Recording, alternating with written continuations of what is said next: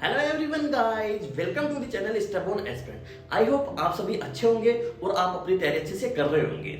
तो गाइस, आज अपन इस वीडियो में क्या डिस्कस करने वाले हैं वो है एसएससी सीपीओ 2023 के रिजल्ट के बारे में आपको अपडेट दूंगा, और जो एसएससी सीपीओ 2024 की तैयारी कर रहे हैं उनके लिए मैं आपको बताऊंगा कि कैसे आप 150 प्लस स्कोर करके अपना प्री में ही एक लीड ले सकते हैं। तो करते हैं वीडियो स्टार्ट। वीडियो स्टार्ट करने से पहले मैं आपको बता देता हूं कि मेरा नाम रविशंकर सैनी है and I am selected as an excise inspector and divisional accountant through SSC CGL examination. तो गाइज करते हैं वीडियो स्टार्ट। सबसे पहले मैं आपको रिजल्ट के बारे में अपडेट दे देता हूं कि गाइज आपका मेडिकल एग्जामिनेशन जो सीपीओ 2023 के एस्पिरेंट है उनका मेडिकल एग्जामिनेशन कंप्लीट हो चुका है। ठीक है, अब जिस हिसाब से एसएससी मिशन मोड में लगा हुआ है उस अकॉर्डिंग अगर देखा जाए तो आपका मोस्ट प्रोबेबली अप्रैल के फर्स्ट वीक में आपका कंप्लीट फाइनल रिजल्ट आ जाना चाहिए। ठीक है, अब रिजल्ट तो आ जाएगा, लेकिन रिजल्ट में आने से सभी बच्चों का सिलेक्शन तो होने से रहा। ठीक है, रिजल्ट में जितनी वैकेंसी है उतने ही बच्चों का सिलेक्शन होगा। ठीक है, तो जिन बच्चों का सिलेक्शन नहीं होगा या जो बच्चे बॉर्डर पे हैं तो उनको कहीं ना कहीं, जो बॉर्डर पे हैं तो वो कहीं ना कहीं अपने रिजल्ट से, मेरे को नहीं लगता वो अपने रिजल्ट से सेटिस्फाई होंगे। तो कहीं ना कहीं अभी जो एसएससी सीपीओ 2024 का एग्जाम शेड्यूल्ड है मई में, तो उस एग्जाम की उनको तैयारी करनी चाहिए। ठीक है, और वो उनको इतना आइडिया लग गया होगा कि प्री में स्कोर करना बहुत ज्यादा इंपॉर्टेंट है, क्योंकि जब अपन प्री में लीड ले लेते हैं तो मेंस में अपने को बिल्कुल भी परेशानी, माइंड पे बर्डन नहीं होता है। ठीक है, तो प्री का स्कोर बहुत ज्यादा इंपॉर्टेंट है। तो प्री में अच्छा स्कोर करने के लिए आपकी क्या स्ट्रेटेजी होनी चाहिए वो मैं आपको एक बार बताने वाला हूं। सबसे पहली बात तो जो भी अब जो टाइम है, इतना ही टाइम बचा हुआ है कि फ्रेशर बच्चा अगर तैयारी करेगा उसका सिलेक्शन लेना थोड़ा बहुत मुश्किल हो जाएगा। मुश्किल ही है उसका सिलेक्शन, वो सिलेक्शन ले नहीं पाएगा। तो जो अभी जो तैयारी कर रहे हैं उनके जो वो बच्चे होंगे जिनका सिलेबस कंप्लीट हो चुका है, और या जो रिपीटर होंगे जो 2023 के रिजल्ट के बाद में जो अपनी तैयारी फिर से कर रहे होंगे, तो आपके लिए सबसे इंपॉर्टेंट चीज ये है कि आप लगातार कंटिन्यू मॉक लगाएं। ठीक है, मॉक लगा के आप जितनी भी परेशानी मॉक में जो अपनी जितनी भी परेशानी आप फेस करोगे वही सब परेशानी आपको रियल एग्जाम में आने वाली है।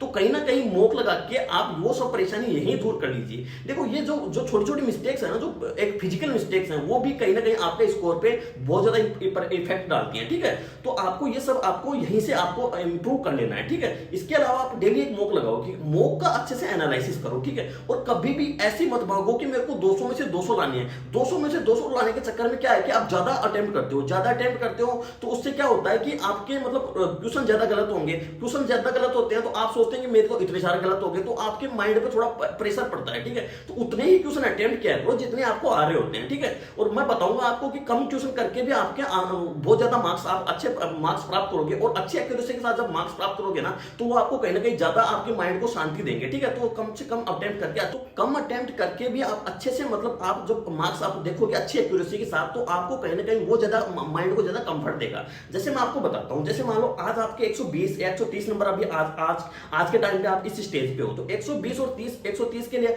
आपको कितने क्वेश्चन सही करने हैं? तो आपको कम से कम आपको 120-30 क्वेश्चन, मतलब आप 140-150 क्वेश्चन अटेम्प्ट कर रहे हो, मान लो 5-7 क्वेश्चन आपके गलत भी हो रहे हैं, तो भी आपके 120-30 नंबर आपके आसानी से आ सकते हैं। ठीक है, और लेकिन जब आप अटेम्प्ट कर रहे हो 160-170, फिर भी आप नंबर ला रहे हो 120-30, तो कहीं ना कहीं आपके माइंड को टेंशन देखो, आपको एंजाइटी में डालेगा। तो ऐसा आप गलती मत किया करो। केवल जितना आपका पोटेंशियल है ना उतना ही आप अटेम्प्ट किया करो, क्योंकि ये सब चीजें है ना, ज्यादा अटेम्प्ट कर लेते हैं तो आपके क्या माइंड को थोड़ी टेंशन देता है, तो ये टेंशन फिर आपको ऐसा लगता है कि मैं तैयारी अच्छे से कर नहीं रहा। ठीक है, क्योंकि आप तुक्के मारे हो भाई, तुक्के मारे तो आपकी तैयारी थोड़ी ना है। ठीक है, तो उसको लेके आप बर्डन मत दिया करो माइंड पे। ठीक है, आपको स्कोर कैसे करना है वो मैं आपको बताता हूं। जैसे मान लो आपको 120-130 जितना जा रहा है वो आपको आ रहा है। ठीक है, जितनी भी तैयारी कर रहे हो, ठीक है, आपको करना क्या है कि जैसे आज के टाइम पे अगर आपको सिलेक्शन लेना है तो मैथ और रीजनिंग में आपको एकदम ताबड़तोड़ होना चाहिए आपकी मैथ और रीजनिंग। तो मैथ और रीजनिंग आपकी सीपीयू में 100 नंबर की आती है, तो एटलीस्ट आप 90 नंबर तो मैथ और रीजनिंग में लाओ। 10 क्वेश्चन गलत करने के लिए 10 क्वेश्चन का मार्जिन लेके चल रहे हैं, अगर 90 नंबर यहां ला रहे हो। ठीक है, अगर आप इंग्लिश की आपकी थोड़ी बहुत भी वीक है तो इंग्लिश में आपको 40 नंबर आपको लाने होंगे। ठीक है, 40 नंबर इजीली आ जाते हैं अगर आप अच्छे से तैयारी कर रहे हो, तो इंग्लिश में आपके 40 नंबर हो गए। ठीक है, अब अपन बात करते हैं जीके की। ठीक है, तो बात करते हैं जीके की। तो जीके में देखो, सबसे पहली बात तो देखो 90 नंबर तो आपको मैथ और रीजनिंग में लिए, 40 नंबर आप किस में ला रहे हो? 40 नंबर आप ला रहे हो इंग्लिश में। तो 9 और 4 13, 9 और 4 13, 130 नंबर आपके हो चुके हैं। देखो इंग्लिश में भी 10 क्वेश्चन का मार्जिन ले लिया है। ठीक है, लेकिन आपकी इंग्लिश, अगर आप सीपीयू की तैयारी कर रहे हो तो आपके मेंस में 200 नंबर का पेपर पेपर होने वाला है, तो आपके इंग्लिश में इतने ज्यादा गलत नहीं होने चाहिए, फिर भी अपन मार्जिन लेके चल रहे हैं, ठीक है। तो आपके 130 नंबर हो गए, ठीक है, अब हो गए भाई, अब 130 नंबर तो आप कर चुके हो इजीली, ठीक है। अब आपका रहा क्या, 20 नंबर और चाहिए आपको 150 के लिए। अब 150 अब आप जब आपका मॉक में स्कोर 150 आने लगता है ना कंसिस्टेंटली, तो आपका माइंड इतना मतलब इतना आप इतने कॉन्फिडेंट हो जाते हो कि एग्जाम फोड़ने के लिए आप रेडी रहते हो, ठीक है। और कहीं ना कहीं आपका कॉन्फिडेंस बहुत ज्यादा रहता है और आप एकदम पॉजिटिव वाइब रहती है कि मैं इस बार सिलेक्शन ले ही लूंगा, ठीक है। 150 प्लस का जोन ये होता है, ठीक है। तो 120 नंबर और चाहिए आपको 150 के लिए। और जीके के क्वेश्चन आते हैं 50, ठीक है। 50 क्वेश्चन में से अगर आप छांट छांट के एक एक छांट के तो 30 क्वेश्चन स्किप कर दोगे और 20 क्वेश्चन अगर आप एक्यूरेटली भी सही कर दोगे ना, तो आपके 150 नंबर हो गए भाई, ठीक है। और मेरे को ऐसा लगता है कि 20 क्वेश्चन तो आप ऐसे आते हैं पेपर में जो इजीली हर कोई कर सकता है, जो नॉर्मली आप एक अच्छी तैयारी कर रहा होता है। तो 150 नंबर करना बिल्कुल आसान होता है। और अगर आप प्री में 150 कर लेते हो ना, तो आपको 150 तो ये हो गए, ठीक है। और मैथ्स में अगर 150 160 नंबर अगर आप स्कोर कर रहे होते हो ना, तो 310 के अराउंड आपके नंबर हो जाते हैं, ठीक है। तो 310 के नंबर अराउंड हो गए तो आप एक नौकरी के लिए बिल्कुल तैयार हो जाते हो, ठीक है गाइस,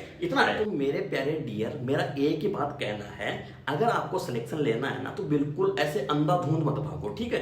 अच्छे से मॉक को अटेम्प्ट किया करो, मॉक अच्छे से अटेम्प्ट करोगे तो ही आपके सिलेक्शन के ज्यादा चांसेस होंगे, ठीक है। तो ऐसे मत भागो कि 190 100 200 ही क्वेश्चन कर रहे हो, 30-40 क्वेश्चन गलत हो रहे हैं, ऐसा मत करो। 10-15 सीपीओ में 200 क्वेश्चन आते हैं, तो 10-15 क्वेश्चन गलत होना मैं मानता हूं, ठीक है। और मैंने वो आपको मार्जिन दे भी दिया, 10 क्वेश्चन का मैथ और रीजनिंग में ले लिया है, अपन 10 क्वेश्चन का इसमें भी ले लिए। फिर भी अगर इतना मार्जिन देने के बाद भी अब 150 प्लस स्कोर करना पॉसिबल हो पा रहा है, तो वही स्ट्रेटेजी अपनाओ ना।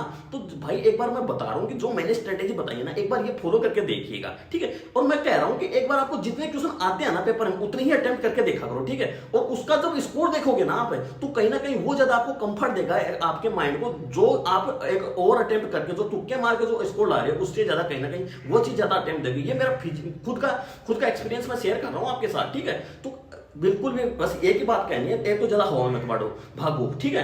और मतलब ऐसे मत भागो कि आपको टॉपरगिरी के पीछे मत भागो। टॉपरगिरी के पीछे भागोगे तो खुद का सत्यानाश कर बैठोगे, क्योंकि कहीं ना कहीं आप ये सोचोगे कि मेरे को तो 170 180 करना है, तो आप 200 अटेम्प्ट करोगे और वो 200 फिर गलत होकर आपके 130 120 पे आके रुक जाएगा। तो ऐसा मत करो, बिल्कुल समझदारी से काम करो, अच्छे से तैयारी करो और अच्छे से सिलेक्शन लो। अच्छी वैकेंसीज है, ऐसा मौका बार बार नहीं मिलता है मेरे भाई, ठीक है। और टाइम बिल्कुल भी वेस्ट मत करो, बहुत ही कम टाइम है, ठीक है। मिलते हैं नेक्स्ट वीडियो में, बाय बाय, थैंक यू।